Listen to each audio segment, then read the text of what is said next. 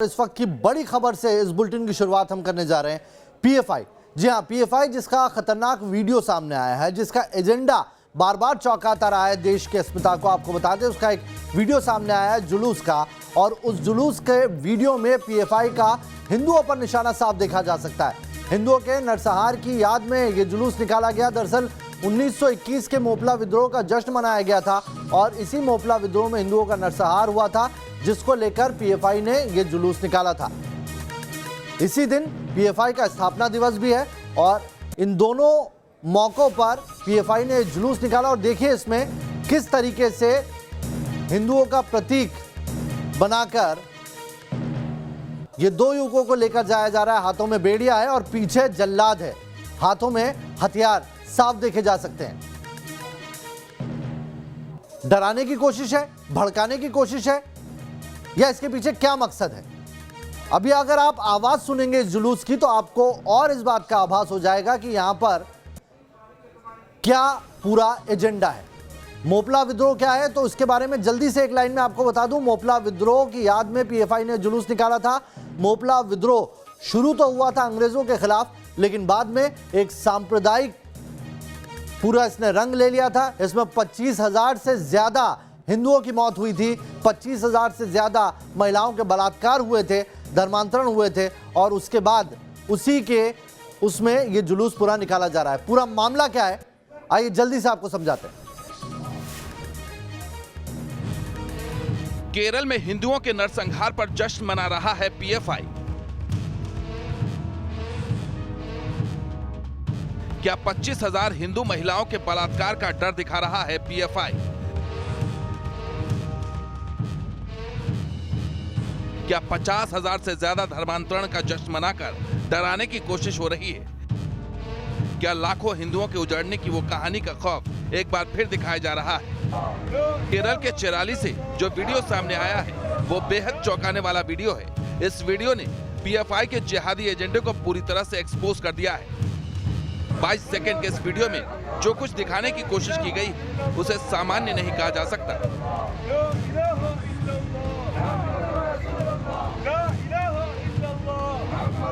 इस वीडियो में दो शख्स जिसे हिंदुओं का प्रतीक बताने की कोशिश की गई है, उनको बेड़ियों से बांधा गया है। जुलूस में अल्लाहू अकबर जैसे धार्मिक नारे लग रहे हैं, और पीछे जल्लाद की तरह कुछ लोग हाथों में हथियार लेकर चल रहे हैं। ये वीडियो 17 फरवरी का बताया जा रहा है। उस दिन पॉपुलर फ्रंट डे के तौर पर पीएफआई ने इसे मनाया, और इस वीडियो के जरिए हिंदुओं को खुलेआम धमकी देने की हिमाकत की गई थी। दरअसल सोशल मीडिया में जो वीडियो वायरल है उसे देखकर ये लगता है कि पीएफआई केरल के उस खौफनाक विद्रोह की याद दिलाना चाहती है जिसे लोग मोपला विद्रोह के तौर पर जानते हैं। 1921 में जिस तरह मालाबार मुस्लिम बहुल इलाके में हिंदुओं का नरसंहार हुआ था, वो किसी से छिपा नहीं था। इस वीडियो में इसी तरह का संदेश देने की कोशिश की गई है। संदेश साफ है, अगर आरएसएस के नेतृत्व में हिंदू एकजुट होता है तो उनके साथ भी अंजाम ऐसा ही हो सकता है। इस वीडियो से साफ है कि पीएफआई किस तरह केरल में नफरत का जहर घोल रहा है।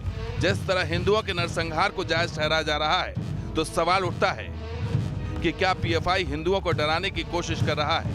क्या पीएफआई मोपला विद्रोह की याद दिलाकर उसी तरह के नरसंहार की धमकी दे रहा है?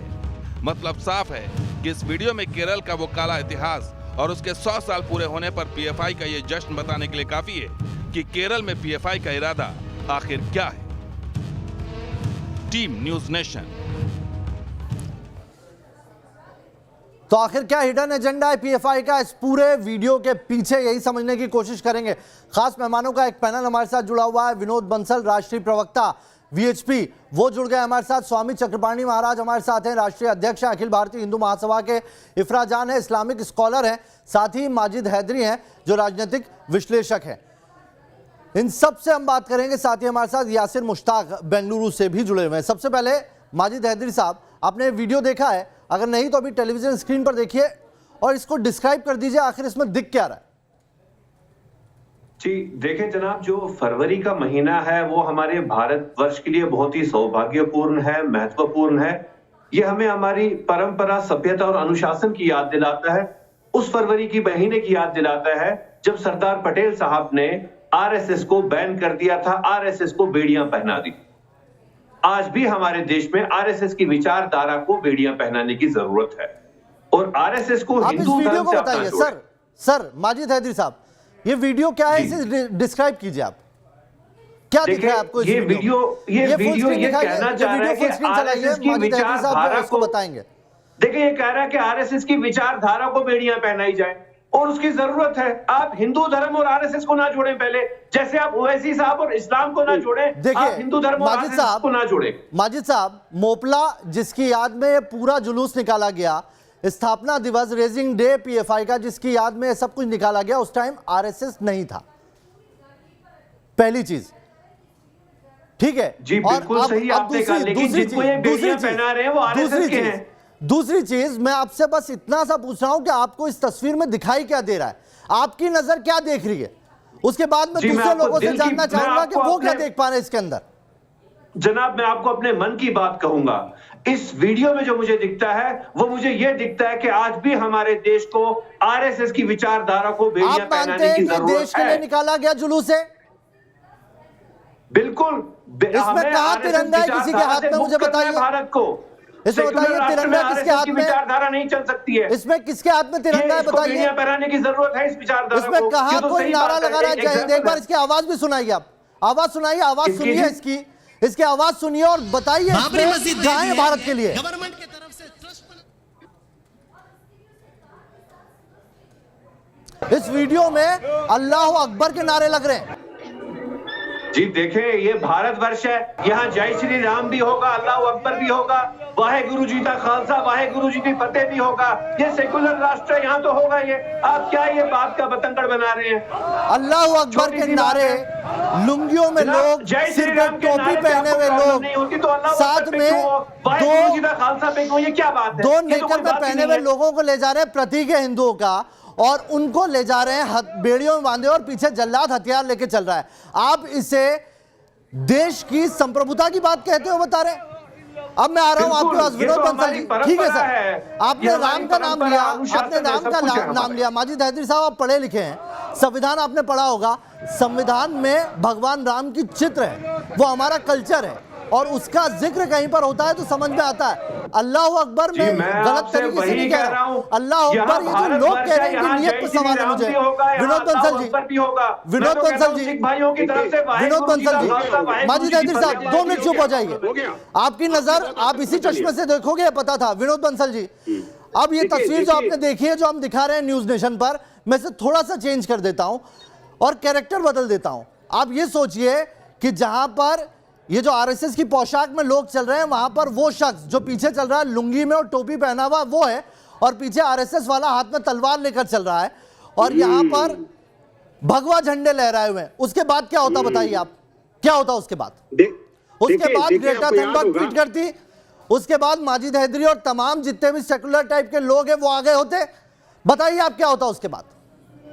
बिल्कुल, देखिए, बजरंग दल का एक शिविर था, उस शिविर में हमने जिहादी आतंकवाद को दिखाया था और उसमें किसी तरह से एक बंदे के सिर पर टोपी थी, और जबकि सामान्य तौर पर जो आतंकवादी हैं उनके सबके जो वो गोल टोपी लगाए होते हैं। तो मैं कहता हूं कि आप देखिए कि उस पर तो बवेला मचा दिया इन्होंने। और ये इस तरह से जो जिस संघ का जन्म नहीं हुआ था और उससे कनेक्ट करके उस समय के आंदोलन की बात कर रहे हैं ये, और जिसको ये आंदोलन कर रहे हैं, मैं आपसे भी कहूंगा कि आप जो है ना, इसका ये टैगलाइन मोपला विद्रोह न कह करके इसको मोपला आतंक, मोपला जिहाद बोलिए इसको। ये वास्तव में ये हिंदुओं के खिलाफ जिहाद था, हिंदुओं के खिलाफ आतंकवाद था, हिंदुओं के विरुद्ध नरसंहार था, जिसमें हजारों की संख्या में माता बहन बेटियों और बुजुर्गों की और बाकी हिंदुओं की हत्याएं हुई थी। ये मोपला जो है जिहाद जो है, मोपला जिहाद की ये जो बरसी मनाने वाले लोग हैं वो उन्होंने अपनी मानसिकता की कली खोल दी है। इसको कांग्रेस का समर्थन और कम्युनिस्टों का पोषण ये पिछले 100 वर्षों से मिल रहा है। अभी जो पिछले कुछ वर्षों से जिस तरह से जिहादी आतंकवाद को मुस्लिम तुष्टीकरण की नीति ने पनाह दी है, उसके कारण जो है देश जो है आज इस समय इस स्थिति में आ गया है कि पीएफआई जैसे जो जिसके सिमी के जो जुड़वा भाई हैं वो इसको आतंकवादी गतिविधियों को बढ़ाने के लिए प्रयोग कर रहे हैं। विनोद बंसल साहब, पीएफआई जुलूस निकालता है, लेकिन माजिद हैदरी जैसे जो लोग हैं इन्हें तो दिखाई नहीं दे रहा ना, वो उन्हें वो देश के लिए निकाला हुआ दिख रहा है। उन लोगों के हाथ में तिरंगा नहीं है, मुंह पे नारे आप सुनिए कौन से हैं। देखिए इसीलिए तो इस्लाम की जो ग्लोबल छवि बनी है ऐसे नेताओं के कारण ही बनी है। ऐसे जिसको ये सो कॉल्ड सेकुलर अपना स्कॉलर बोलते हैं, उन्हीं स्कॉलर के कारण अब पूरे विश्व के अंदर इस्लाम की छवि बन रही है। मैं कहता हूँ इस्लाम की छवि को ये ठीक करने का प्रयत्न ही नहीं कर रहे। ये तो चाहते हैं कि इस्लाम को मानने वाला प्रत्येक शख्स जो है ना एक जिहादी हो, आतंकवादी गतिविधियों में लिप्त हो, देश विरोध करे, हिंदुओं के खिलाफ दुराव बनाए, जहां पर जो लोग इनको शरण और समर्थन देते हैं उनको ये खा जाएं। आप देखिए विश्व भर में जहां भी इनको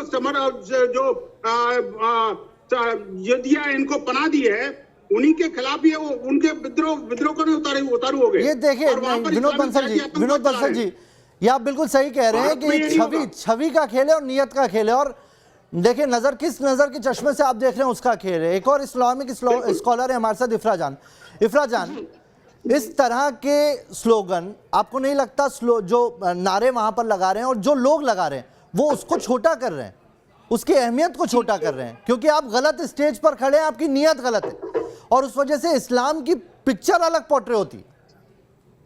जी, पहली बात तो मुझे जय श्री राम कहने से हिंदुइज्म की पिक्चर कम नहीं हो जाती, तो अल्लाहू अकबर कहने से यानी खुदा बड़ा है, इससे ये कहने से किसी की पिक्चर कैसे कम हो जाती है मुझे समझ नहीं आती, जब तक कि आपके दिल में जहर नहीं भरा अल्लाह बड़ा होने पे कहने पे। दूसरी बात, दिग्विजय सिंह ने बार बार कहा कि जहर तो उनके मन में भरा हुआ है। नहीं, आपको मैंने नहीं टोका, आपने कंटिन्यूअसली बात की, मैंने आपको एक बार नहीं टोका, मुझे भी टाइम में बोलने दे दीजिए। दूसरी बात, यहाँ पे एक साहब ने बात की, उन्होंने कहा कि हम लोगों ने एक मुसलमान को लाया था, उसकी छवि बनाई थी और उसको टेररिस्ट दिखाया था, क्योंकि सभी मुसलमान जो होते हैं वो टेररिस्ट होते हैं। हमने जिहादी छवि बनाई थी। जी, सभी जिहादी आतंकवादी हैं, उन आतंकवादियों को नंगा करना आपका भी काम है और हमारा भी काम है। अच्छा ठीक है, यार ये बोलने नहीं देंगे, ठीक है। जिहादी में और एक आम मुसलमान में हम सभी को फर्क जताना चाहते हैं, लेकिन जब हम आरएसएस में और एक आम हिंदू में फर्क, आप लोग ही बोलते रहिए, इस तरह की जब तस्वीरें और इस तरह के वीडियो जब आते हैं तो कैसे फर्क जतेगा? यही तो दिक्कत, यही तो सवाल मैं उठा रहा हूं यहाँ पर।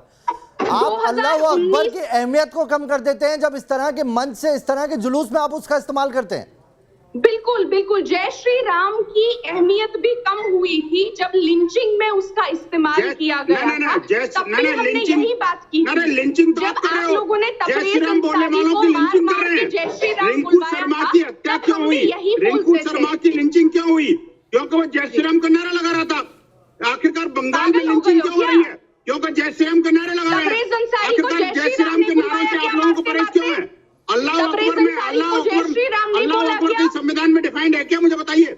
मैं कहता हूँ कि जय श्री राम के नारे से आपको चिढ़ क्यों है? क्या अल्लाह अकबर का नाम लेने से हमने किसी को मारा? हमने किसी ने नहीं मारा। हिंदू ने कभी किसी को नहीं अल्लाह अकबर बोलने वाले का, और वो इस तरह के हर बार जुलूस कर रहा है, सबके सामने कर रहा है। जी, मुझे आप लोग अगर बोलने देंगे तो मैं बोल दूंगी। अब न जाने आप बोलिए, बात कंप्लीट कीजिए। डर क्यों लगता है? जी, 2019 में नेलूगढ़ पुलिस स्टेशन ने आरएसएस के नेलूगढ़ ऑफिस पे छापा मारा और पता चला कि आरएसएस का नेलूगढ़ ऑफिस जो था वो क्रूड बॉम्ब की फैक्ट्री बनाया गया था। वहाँ हाइड्रोजन बॉम्ब, बिल्कुल सही। इफ्रा, यहाँ पर पुराने, देखिए अभी मुद्दा क्या है? अभी मुद्दा ये वीडियो है, आप इस वीडियो को जस्टिफाई कर रही है, मुझे एक लाइन में बता दीजिए। मुद्दा है कि टेररिस्ट कौन है, मुद्दा है कि आतंकवादी कौन है, मुद्दा है कि कट्टरपंथ कौन है। तो मैं बता रही हूँ 2019 में आरएसएस ने ऑफिस को बम फैक्ट्री बना दिया था। ये मोकला क्या था? मोकला कौन थे? इसको समझना बहुत जरूरी है। ये मोकला हिंदुद्रोही थे, देशद्रोही थे। आप चलिए आतंकवाद बचाया था। देखते हैं आपको कौन बोलने देगा। फैलाना चाहते हो आप? बोलो आप, देखते हैं आपको कौन बोलने देगा आपके टाइम देते हो। आखिरकार अल्लाह अकबर का नारा आतंकवाद का पर्याय क्यों बन रहा है? हमारी आवाज जैसे लोग जो है बार बार उसका समर्थन करते हैं। आरएसएस के आप लोग सिर्फ आरएसएस के नाम पे देश में लड़ाई, दंगा फसाद करवा रहे हो। अल्लाह के नाम पर 2019 आतंकवादी की संगठन नेलूगढ़ को चलना फैक्ट्री है। में आरएसएस ने एक बॉम्ब फैक्ट्री बना ली थी अपने ऑफिस को, और उसके लिए सामने आने से आपको सामने आना चाहिए और कहना चाहिए था ठीक है भाई गलत है। मैं कहती हूँ जो आज इन लोगों ने किया है ये भी गलत है, और हम सभी को कट्टरपंथ छोड़ के सामने आ जाना चाहिए। जॉब्स की बात करनी चाहिए, अनएम्प्लॉयमेंट की बात करनी चाहिए, स्वास्थ्य की बात करनी चाहिए, और ये हिंदू मुस्लिम दंगे छोड़ देने चाहिए। देशद्रोही उनकी बात नहीं करेंगे। आपको जब देशद्रोह की बात होती है तो आपको जॉब की बात आती है, एम्प्लॉयमेंट की बात ध्यान आती है। अरे कम से कम आपको आतंकवाद कहना चाहिए। इसराइल जो बात आप कह रही हैं ना वीडियो गलत है, आतंकवादी ये कहना पहली चाहिए। लाइन में होना चाहिए था। चक्रवाणी जी, गूगल कर लीजिए आप चक्रवाणी जी लोग, जल्दी से एक रिएक्शन आपका इस पे। सफेद झूठ गूगल के बेस पर कोई यूनिवर्सिटी नहीं चलती। गूगल कर लीजिए। देखिए गूगल यूनिवर्सिटी की बात नेशनल टीवी चैनल पर नहीं कर रही। FIR नंबर देखो नावेद जी चुप कराओ। देखो उससे पहले नावेद जी मैं आपको बताना चाहता हूँ जिस प्रकार से जिस तरह से हिंदू संगठनों को दिखाया जा रहा है, इन लोगों ने PFI किया है। निश्चित रूप से PFI एक राष्ट्र विरोधी संस्था है, ऐसी संस्था है जो देश में आतंकवाद फैलाने का काम करता है। लेकिन निश्चित रूप से जो स्कॉलर के नाम पे या धर्म निरपेक्षता के नाम पे या माजिद साहब हो या इफरा जान हमारी बहन हो, इन लोग जो लोग बचाव इनका कर रहे हैं बड़ा दुर्भाग्यपूर्ण है। देखो अल्लाह अकबर आईसीसी गर्दन काटने का काम करता है। सवाल इस बात का है कि इस तरह की चीजों की निंदा करनी चाहिए और सितम को देखते रहना सितम से कम नहीं होता है। आपको इसका विरोध करना चाहिए। इफरा जानी में आपका विरोध करते हैं आप हमारी नहीं, लेकिन आप जिस प्रकार से जय श्री राम पे आ रही है आप उसके बचाव में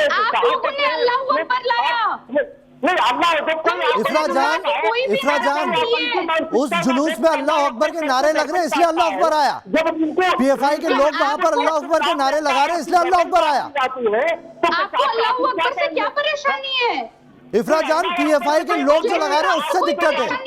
PFI जिसकी NIA इन्वेस्टिगेशन कर रही है, 25 से ज्यादा कत्ल में नाम है उनके कार्यकर्ताओं का, जिनके नेता सिमी से ताल्लुक रखते हैं। कार्यकर्ताओं का नाम सुना है आपने? दिल्ली के दंगों में RSS 10 लोगों पे FIR लगी हुई है कत्ल की। अरे दिल्ली के कोई एक कार्यकर्ता बता दो जो RSS का है। कत्ल के लिए RSS के लिए काम नहीं करता। अल्लाह अकबर किसी को परहेज नहीं है।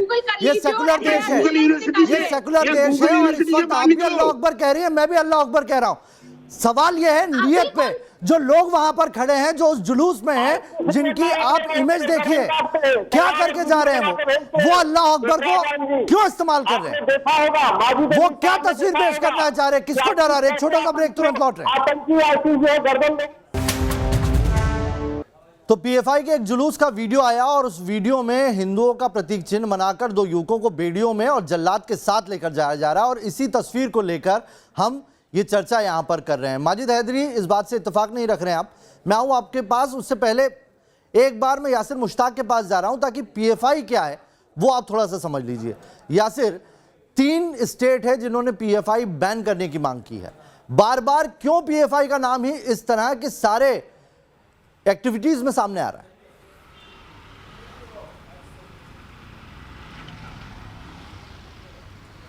देखिए नवीद, अगर हम PFI की बात कर रहे हैं, हमने पिछले कई सालों से देखा है, चाहे केरला में हिंसा हुई है, मैंगलोर में हिंसा हुई है या बैंगलोर में हिंसा हुई है, हर बार PFI का ही नाम सामने आता है। कहीं ना कहीं जब भी ऐसे हमले होते हैं तो PFI के लोग ही उससे जुड़े होते हैं, ये साफ हुआ है, इसमें कोई दो राय नहीं है, क्योंकि गिरफ्तारियां भी पुलिस ने की है।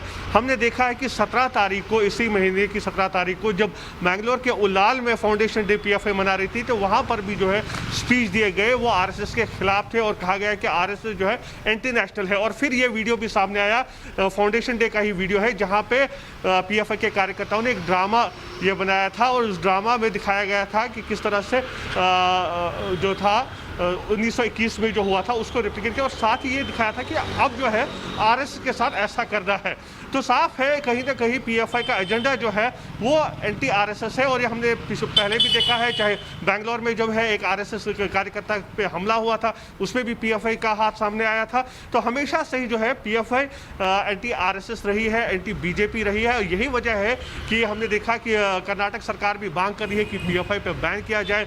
मैंगलोर में जो घटना हुई 17 फरवरी को, जहां पर अनीस अहमद जो कि जनरल सेक्रेटरी है पीएफआई के, उन्होंने अपने भाषण में कहा था कि आरएसएस इंटरनेशनल है, आरएसएस के खिलाफ एकजुट होना चाहिए लोगों को। उस मामले को लेकर भी जो है पुलिस ने मामला दर्ज कर लिया है और जांच शुरू हो गई है। जी माजिद हैदरी, अब बताइए आप, पीएफआई जो हर बार जिसकी इन्वेस्टिगेशन में दिक्कत आती है, 27 ऐसे सीपीआई एम और जो आरएसएस कार्यकर्ता उनकी हत्या तक का आरोप है पीएफआई के अलग अलग नेताओं के ऊपर। जी देखिए भाई, सबसे पहले जो नाटक मंडली का जो ये शो था, ये आरएसएस को दिखा रहा था, हिंदू नहीं दिखा रहा था। मैंने आपको, आप हिंदू को और आरएसएस को अलग कीजिए, मोपला का क्यों जैसे आप ओवैसी साहब और मुसलमानों को अलग कीजिए। मोपला का क्यों मंचन किया गया? देखिए जनाब, मैं आपको बताता हूं इसमें मामला क्या है। हमें समझना है कि आतंक क्या है और एंटी नेशनल होना क्या है। अगर कोई मुसलमान इस देश में इस्लामिक स्टेट की बात करेगा तो वो देशद्रोही है, दहशतगर्द है, उसे जेल में भरने चाहिए, उसे सजा देनी चाहिए। अगर सिख खालिस्तान की बात करेगा वो दहशतगर्द है, उसे जेल भरने चाहिए, फांसी देनी चाहिए। अगर वैसे ही कोई आरएसएस वाला हिंदू राष्ट्र की बात करेगा वो भी वैसा ही दहशतगर्द है। तो इसलिए आरएसएस की जो विचारधारा है, दिक्कत क्या है माजिद हैदरी साहब की जरूरत है। माजिद हैदरी साहब, ये फरवरी का दिक्कत चश्मे की है, पता है आपको, दिक्कत चश्मे की है। आप अभी भी उस तस्वीर को अपनी नजर से ही देख रहे हैं, आप अभी भी उस तस्वीर को अपनी तरफ से देख रहे हैं। आप ये नहीं देख रहे हैं कि उस तस्वीर से मैसेज क्या देने की कोशिश की जा रही है पीएफआई के द्वारा, और आप पीएफआई के साथ खड़े हुए हैं अभी भी। आप अभी भी पीएफआई को जस्टिफाई करने पे लगे हुए हैं। विनोद बंसल जी, बिल्कुल, क्योंकि मैं सरदार पटेल का लक्ष्य याद दिला रहा हूं कि आरएसएस को बैन करने की जरूरत है। अरे सुनो, मैं आपको कुछ हकीकत है, आप कैसे भूल जाते हैं आज? मैं आपको ये बताता हूँ। देखिए ये मोपला क्या था। मोपला जो है एक बड़े ये मोपला वो जिहादी आतंकवाद था जिसमें असंख्य बहनों को बेरहमी के साथ पीटा, जीवित व्यक्तियों की जान उतारी गई, पुरुषों, महिलाओं और बच्चों के साथ सामूहिक नरसंहार किया गया, पूरे परिवार को जिंदा जला दिया गया, जबरन हजारों हिंदुओं को कन्वर्ट करके उन्होंने इस्लाम अपनाने को इनकार किया तो उनकी हत्या कर दी गई, अधमरे लोगों को कुएं में फेंक दिया गया, पीड़ितों को मारने और कष्टों से मुक्त करने के लिए संघर्ष करने छोड़ दिया गया उनको, और इसके बाद सभी हिंदुओं और ईसाई घरों को लूटना, जिसमें मोपला महिलाएं और बच्चों ने भाग लिया। आप देखिए मंदिरों के भीतर गौकशी की गई, उसके अवशेष के जो गौकशी के जो अवशेष थे वो प्रवेश द्वार और मूर्तियों पर डाले गए, दीवारों छतों पर खोपड़ियां लटका दी गई। ये है इनका मोपला। ये मोपला का भोपला राग लाप रहे हैं। ये इनको शर्म आनी चाहिए। जिस देश में रहते हो कम से कम देश के साथ रहिए। जिस थाली में खाते हो उसमें छेद करना बंद करिए। जिस थाली में खाते हो उसमें छेद करना बंद करिए। कभी देश के बारे में सोचिए भाई। अरे माजिद हैदरी, कम से कम भारत में जो रहते हो भारत के बारे में सोचना शुरू करो। तो इस्लामिक जिहादियों के साथ रहोगे तो आपकी जो स्थिति है वो ग्लोबल पर्सपेक्टिव इस्लाम के बारे में बन रहा है, वो और ज्यादा बुरा बनेगा। आप देखिए, आपको निंदा करनी चाहिए थी, आपको निंदा करनी चाहिए थी कम से कम कि ये गलत है। आप उसकी निंदा नहीं कर रहे, आप बार बार उसको बढ़ावा दे रहे हो, ये तो ठीक नहीं है। नहीं, आप बार बार जिस तरह से बढ़ावा दे रहे हो माजिद हैदरी, इसीलिए तो कह रहा हूं, आप जिसके साथ खड़े हो जान तो लीजिए उसके बारे में।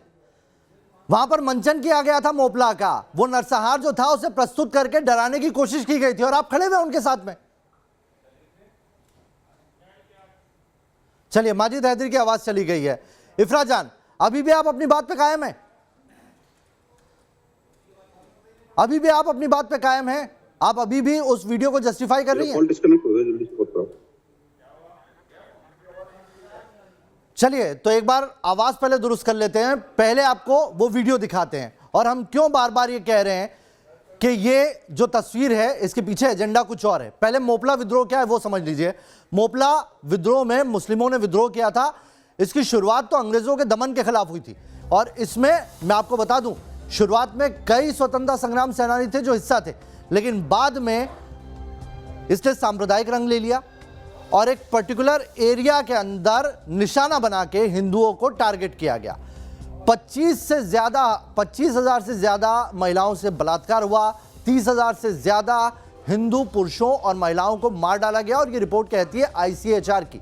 शवों को कुएं में डाल दिया गया था, और इसीलिए अभी हाल ही में मोपला से रिलेटेड जितने भी शहीद हुए थे, जो मोपला में भागीदार थे, उनको शहादत की कैटेगरी से भी बाहर करने की एक अपील तक कोर्ट में दायर की गई है, जिस पर चर्चा चल रही है। और पीएफआई उसका मंचन करता है वहां पर, पीएफआई वहां पर इस तरह का जुलूस निकालता है। क्या डराने की साजिश है? 3 स्टेट है जो बैन करने की मांग कर रही है।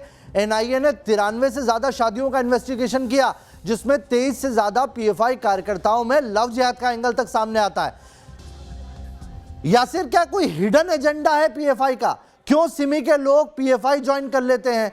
इस तरह की तस्वीरें बार बार पीएफआई के साथ सामने आती है। पीएफआई के नेता जहर बुझे बयान तक देते हैं। क्या हारमोनी जो है उससे बिगाड़ने की कोशिश है?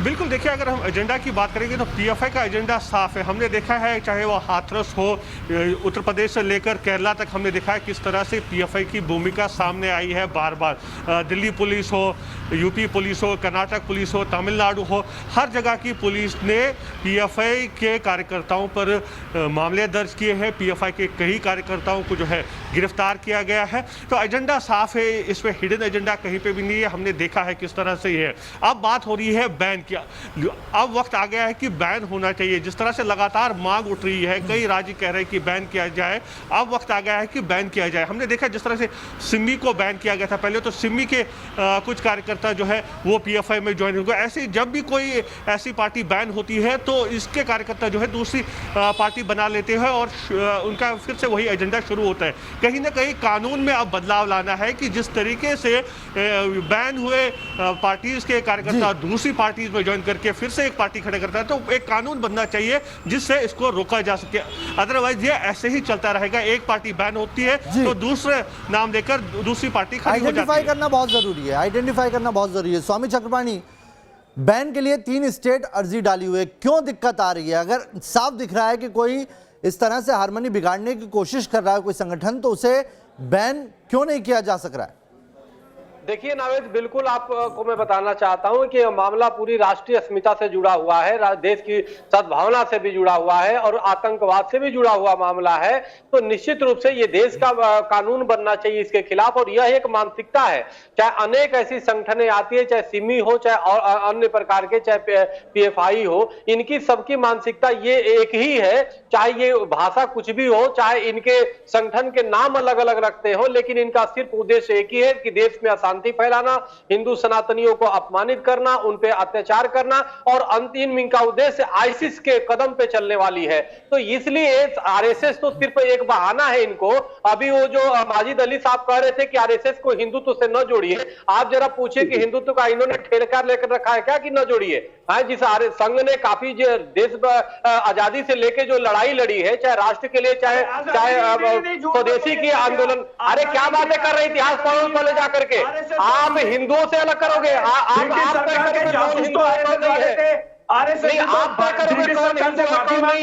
अरे भगत सिंह फांसी लग गया, लेकिन बीडी सावरकर ने माफी मांगी। बोला ब्रिटिश महिलाओं ने माफ कर दो, गांधीओं माफ कर दो। मैं आपका जासूस बनूंगा, क्या बोल रहे हैं आप? मुझे एक बता दीजिए, ये जो सेकुलर बन के बैठे हैं, ये लोग हिंदुओं में फूट डालने का काम करते हैं। माजिद हैदर साहब जैसे लोग जो भी राजनीतिक विश्लेषक बनते हैं, ये चाहते हैं कि कभी संघ को अलग करो, कभी दलितों की, दलित को नाम लेकर के हिंदुओं से अलग करो। नहीं, आप गलत काम करते हैं। निश्चित रूप आप लोग, मैं आज इसी मंच पे आरएसएस ज्वाइन करूंगा। आप मुझे एक क्रांतिकारी का नाम बता दीजिए आरएसएस में से। आज अभी मैं ज्वाइन करूंगा आरएसएस इसी मंच पे। आज फैसला होगा, पूरा देश देखेगा। माजिद हैदरी आरएसएस ज्वाइन करेगा। मुझे एक व्यक्ति का नाम बताइए आरएसएस में जिसने देश के लिए जान दी। माजिद हैदरी, हिंदू धर्म अपना मान लूंगा, आप आइए ना मेरे पास। आप एक नहीं हजारों सूची में देता है भाई। मैं आज इसी मंच पे अभी आरएसएस ज्वाइन करूंगा। मुझे सिर्फ आप एक व्यक्ति का नाम बताइए आरएसएस का जिसने देश की आजादी के लिए जिहादी आरएसएस में नहीं चलेगा। बताइए एक नाम। आपका जैसे जिहादी आरएसएस नहीं चलेगा। एक नाम बताइए आरएसएस का जिसने देश के लिए कुछ कहना चाह रहे हैं। इसी मंच पे बोलना पड़ेगा। जी जी एक सेकंड, तभी शांत हो जाइए। जी मैंने किसी को नहीं टोका, उम्मीद जी मैंने किसी को नहीं टोका, उम्मीद करती हूँ आप लोग भी नहीं टोकेंगे। एक बार बोलूंगी फिर कुछ भी बोलिए। पहले तो मुझे शर्म आती है एंकर जी कि आप एक आम देश के पीसफुल हिंदू को जो चुपचाप सुबह उठ के अपना स्कूल जाता है, कॉलेज जाता है, अपना काम करता है, उसको उस संगठन के साथ जोड़ रहे हैं जो क्रूड बॉम्ब फैक्ट्री बनाती है नेलूगढ़ में, जैसे 2019 में पता चला था। फैक्ट्री बनती है आतंकवाद के गढ़ में। इफ्रा, वो मस्जिदों में क्यों बनाई जाती है? वो मदरसों में क्यों बनाई जाती है? दिक्कत पता है क्या है? दिक्कत ये है कि पीएफआई को जस्टिफाई करने के लिए, आप लोग पीएफआई को जस्टिफाई करने के लिए आप किसी भी हद तक जाएंगे। नहीं, आपको पीएफआई जस्टिफाई करना है, आपको तस्वीर जस्टिफाई करना है। आरएसएस के लिए आपके मन में अगर जहर है तो उसके लिए आप पीएफआई के साथ खड़े हो जाएं, ये तो मुमकिन नहीं हो सकता ना। विनोद बंसल, विनोद बंसल, आरएसएस का विरोध करिए। देखिए आरएसएस का विरोध आरएसएस का अगर आपको विरोध करना है तो आप पीएफआई के वोट में जाके बैठ जाएंगे। विनोद बंसल, देखिए मेरा कहना यह है कि आप आरएसएस की बुराई करो, कोई दिक्कत नहीं है। आप वीएचपी की बुराई करो, कोई दिक्कत नहीं है। आपकी पॉलिटिकल आइडियोलॉजी अलग हो सकती है, लेकिन आप ये तो देखिए आप किसके साथ खड़े हैं। देश विरोधियों के साथ खड़े हो जाओगे, ये देश बर्दाश्त नहीं करेगा। दिल्ली के दंगों में देश बर्दाश्त नहीं करेगा। क्या उस पे आतंकवादियों के 15 साथ लोग नहीं था ना दिल्ली दिल्ली के दंगों में, लखनऊ में सीए प्रोटेस्ट भड़काने में नहीं था नाम पीएफआई का। क्या एक आम मुसलमान बेंगलुरु हिंसा में पीएफआई का नाम नहीं था। 37 से ज्यादा आरएसएस और लेफ्ट के नेताओं की हत्या में पीएफआई का नाम नहीं था। बताइए, आप इसका जवाब है आपके पास? आप एक आम मुसलमान, आप एक ऐसे संगठन के साथ खड़ी है सिर्फ क्योंकि आपकी आइडियोलॉजी के खिलाफ जा रही है उसके। विनोद बंसल, जवाब दीजिए। देखिए मेरा बड़ा स्पष्ट हो गया, आपकी बात हो गई, आपकी बात पूरी हो गई। आप बीच में मत बोलिए, आपने अपना किया था, मैं बीच में नहीं बोलूंगी, मैं बीच में नहीं बोली। आप चुप रहिए, जरा सुनिए मेरी बात को। मैं कहता हूँ आपका आरएसएस से विरोध हो सकता है, आप विरोध करिए, लेकिन इसका मतलब ये नहीं कि पीएफआई जैसे आतंकवादी संगठनों के साथ खड़े होंगे, आप देशद्रोहियों के साथ खड़े होंगे। अरे पैगंबर मोहम्मद के नाम से जब आतंकवादी संगठन चलते हैं तो आपके मुंह सील जाता है। और जब आप अल्लाह अकबर नारा लेकर के और जो लोग गला काटते हैं तब आपके मुंह में दही जम जाता है। आखिरकार ये जो पीएफआई जैसे मुर्गे हैं देश के खिलाफ जहर उगल रहे हैं, देश को बांटने का फिर ऐसे वीडियो को जस्टिफाई क्यों करते हैं? फिर ऐसे वीडियो को जस्टिफाई क्यों करते हैं हम सबको? आप ऐसे वीडियो को जस्टिफाई कैसे कर सकते हैं? स्वामी चक्रपाणी कुछ कह रहे हैं, आपका जवाब दे रहे हैं। स्वामी चक्रपाणी, फिर आता हूं माजिद साहब आपके पास आ रहा हूं। यह एक मानसिक, देखिए यह एक मानसिकता है, आप समझिए बात को। उस वीडियो को जस्टिफाई करने के लिए, क्योंकि वो आपकी पॉलिटिकल आइडियोलॉजी के खिलाफ है, आप पीएफआई के साथ खड़ी हो जाती है। 2 मिनट देखिए मैं आपको बताना चाहता हूं, चाहे बहन इफरा जान हो, चाहे बहन इफरा जान हो या माजिद अली साहब हो, ये लोग पढ़े लिखे और जानबूझ करके लोगों को घेर करके और ये उसका महिमा मंडन कर रहे हैं, उसकी बचाव कर रहे हैं। एक तो उन्होंने गलत काम किया और ये संघ पे आ रहे हैं तो कभी हिंदू माताओं पे आएंगे, कभी हिंदू संघ पे आएंगे। यही तो है, जानबूझ करके ये लोग जो है उसका महिमा मंडित करते हैं, उसका बचाव करते हैं। कहां तक? अरे आम कैसी बातें कर रहे हैं? आम हिंदी कैसे हो गया? आरएसएस से नहीं जुड़ा है, एक आम मुसलमान पीएफआई से नहीं जुड़ा है। आप आम से जुड़े हैं, आपस में इफरा जान मेरी बात सुनिए, आईटी से भी नहीं जुड़ा होता है, लेकिन वहाँ पे जब मौन होता है तो कहीं ना कहीं मौन स्वीकृति होती है, आपकी मौन स्वीकृति होती है। इफरा जान जी आपकी मौन स्वीकृति है, माजिद अली की मौन स्वीकृति है, और आप लोग मौन स्वीकृति देते हैं ऐसे कृत्यों का, ऐसा कृत्यों का आप लोग मौन स्वीकृति देते हैं। और बल्कि आप जय श्री राम का बचाव कर रही है, तो ये नहीं लोगों को लड़वाते मांग रहे देश आजादी कराने। मैं चाहूंगा आपका एक लास्ट कमेंट आ जाए क्योंकि वक्त कम है। पाकिस्तान ले लिया भाई, माजिद साहब बोलिए। हिंदुओं ने आजाद कराया इस देश। जी देखें जनाब, मेरी एक शोर से कुछ पूर्वक एक विनती है, बोलिए। आप हिंदू मुसलमान सिख को इन संगठनों से ना जोड़िए। भारतवर्ष हमेशा हिंदू मुसलमान सिख की दोस्ती से, भाईचारे से आजाद भी हुआ है, आगे भी बढ़ा है। टोपी वाला कौन है? ये गोल टोपी लगा के आए वो कौन है? आप धर्म के साथ ना जोड़िए। ये जो गोल टोपी का धर्म क्या है? के नाम पर गोल टोपी का धर्म क्या है? ये ब्रिटिश जमाने में भी ये दलाल होते थे, ये जो होते थे ना आरएसएस वाले, आपके मुंह से दलाल होते थे उस जमाने में। विनोद बंसल जी एक बार बात कंप्लीट कर लेने दीजिए, एक बार बात कंप्लीट कर लेने दीजिए। माजिद साहब, संगठन से ना जोड़े मतलब आप ये पीएफआई की वीडियो को कंडेम करते हैं। अपने हिस्से का ले लिया, बांग्लादेश ले लिया, कि कितने टुकड़े करा दिए देश के, उसका तो फल ये मिला। मुसलमान ने अगर लड़ाई लड़ी देश के लिए तो ब्रिज के टुकड़े ले लिए, और बाकी इसमें हिंदुस्तान में भी पाकिस्तान में भी आप लोग आप इस तरह की जुलूस निकाल रहे हैं। विचारधारा है, बांग्लादेश में नहीं, भी विचारधारा आप किसी विचारधारा से इत्तेफाक ना रखें, आपका पर्सनल कॉल है, लेकिन आप इसके लिए पीएफआई जैसे संगठन के साथ खड़े हो जाएं वो जस्टिफाई नहीं होता। और इफ्रा जान, अल्लाह अकबर, अल्लाह अकबर हर इस्लाम पे यकीन रखने वाला आदमी कहता है, आप भी कहती हैं, मैं भी कहता हूं, लेकिन वही मुसलमान ये भी जानता है कि दूसरे के धर्म का एहतराम करना भी उतनी ही बड़ी बात है। बहुत बहुत शुक्रिया आप सभी का हमारे साथ जुड़ने के लिए। इस बुलेटिन में अभी के लिए इतना ही।